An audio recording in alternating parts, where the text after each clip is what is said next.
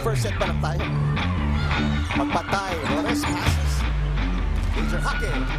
Exciting volleyball games ang nasaksihan ng fans handog ng 6 na koponan na kasali sa UNTV Volleyball League simula noong August 20, 2023 opening games.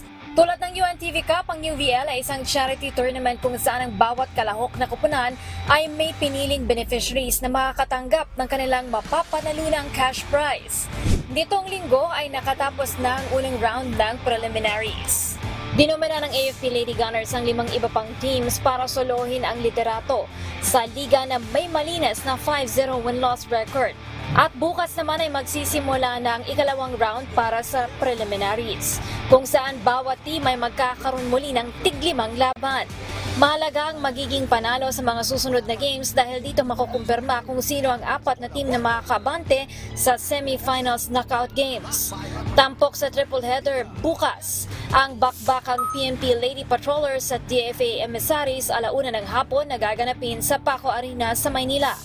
Mataas ang moral ng PNP dahil tanging ang AFP pa lang ang nakakatalo sa kanila matapos ang first round.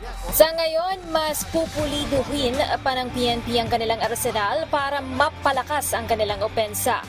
Sabi ko sa mga player ko, i-improve nila yung service nila kasi ngayon yung error namin more on service at saka sa receive ko. Ang DFA naman umaasang makatutulong ang kanilang experience sa mga nakaraang games para mas mag-improve ang gelling ng team at makabounce back.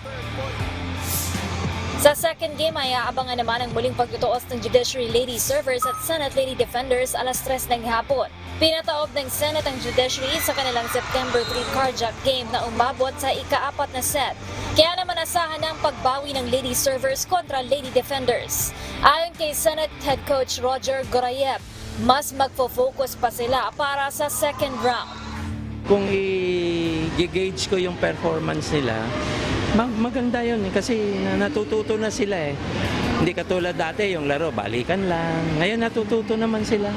Kaya masaya ako, kaya lang dapat be more focus on the game, huwag matataranta, more cohesiveness, more patience, huwag magmamadali. Yan lang. At sa third game, tatangkain naman ng Ombudsman Graftbusters na tapusin ang winning momentum ng AFP Lady Gunners sa kanilang sagupaan 5:00 ng hapon. Subalit aminado ang Graftbusters na malaki itong hamon lalo na't kailangan nilang palakasin ang endurance ng kanilang players laban sa mga praktisado na kupunan ng mga sundalo. Ayun po ang wino-workout namin, palakasin pa yung katawan ng player, tapos kung wala naman po silang ginagawa, kung nasa bahay lang, kahit extra workout, jogging, core, kailangan nila mag-core para din magpalakasin ng katawan. Ang Lady Gunners naman sasandig pa rin sa kanilang disiplina sa pagsunod sa place na kanilang iniensayo. Ano pa rin naman, same strategies pa rin naman.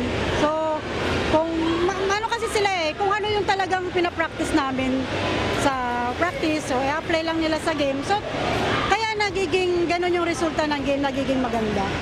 Ayon pa kay AFP Head Coach Miriam Go, nakita rin nila ang improvement ng iba pang team kaya naman mag-step up din sila sa preparation.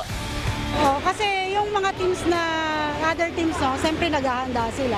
So nag-i-improve din sila. So dapat kami din, iaangat pa rin namin yung performance ng bawat isa. Rina Villamor, Camera, UNTV News and Rescue. Diyos ang aming sandigan, serbisyo publiko ang aming pinahahalagahan.